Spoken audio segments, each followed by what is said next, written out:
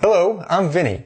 There's a project I want to do in the future that involves some inlay work, and to make that a little easier, I built this router base for my Dremel tool. It's a very simple design, it's not hard to make, and I'm going to show you how I did it.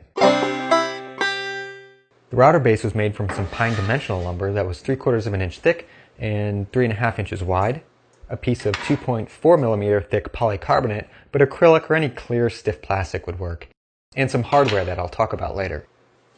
I cut a piece of wood to a length of 4 inches on the bandsaw. From this piece I cut 2 strips that were each 3/4 of an inch wide. These will form the sides. The leftover piece was about 2 inches wide and it will form the top. Dremel tools have a collar that can be unscrewed from the neck. The threads on the neck are 3/4 of an inch wide with 12 teeth per inch.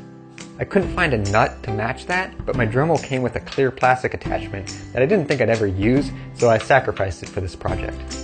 This attachment has 2 tabs that can be popped open to separate all the parts.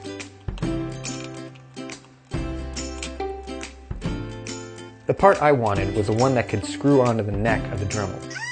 This part has 4 little projections on its side that I sanded off with the Dremel. It was surprisingly satisfying to use a Dremel tool to modify a Dremel part. The threaded part has an outside diameter of 15/16 of an inch, and I don't have a drill bit to match, so I drilled a hole in the top wood piece with a 7/8 inch drill bit.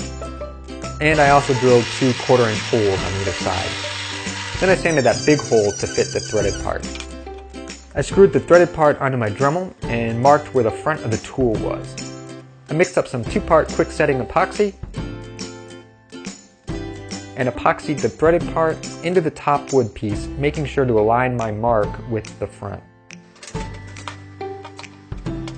I cut a piece of polycarbonate into a 4-inch square for the base of the router. Then drilled a 1-inch hole in the center and cut a wedge out that was 2 inches wide at its base and connected with the hole at an angle. I drilled a 1/4 inch hole in the center of the 2 side pieces, then drilled a 5/8 inch countersink in each with a Forstner bit to fit a bolt head. Then I drilled a secondary countersink with a 5/16 inch bit to accommodate the little square part below the head of a carriage bolt. I epoxied a 5-inch long, 1/4 inch by 20 carriage bolt into the holes I just drilled in the side pieces. I added a washer and wing nut to act as a clamp while the epoxy cured. I removed the protective film from one side of the plastic base and scuffed the sides with sandpaper. Then mixed up some more epoxy and epoxied the side pieces to the base.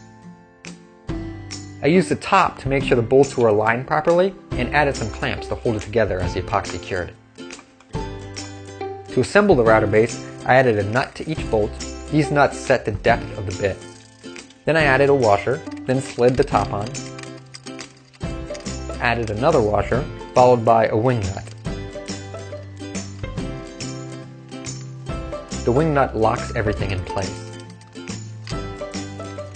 A Dremel tool can be screwed under the top, and the router base is ready to use. I've had a chance to play with this a little bit and it works well. I'm happy with it. I've made plans that you can download for free, linked down below. If you'd like to upgrade this, you could add a piece of wood to the back with a hole for a shop vac, and that would really help cut down on dust. I did that on an earlier prototype and it works well, but for this video I wanted to keep the design as simple as possible. I hope you liked the video. If you did, give it a thumbs up. You can also subscribe to keep up to date with my newest videos. Thanks for watching.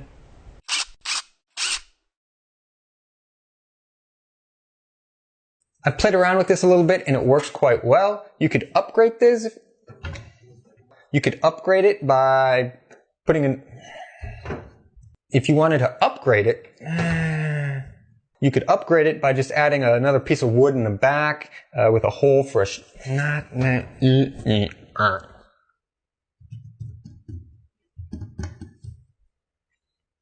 You could upgrade it if you wanted by adding a piece of wood to the back, cutting a hole in it.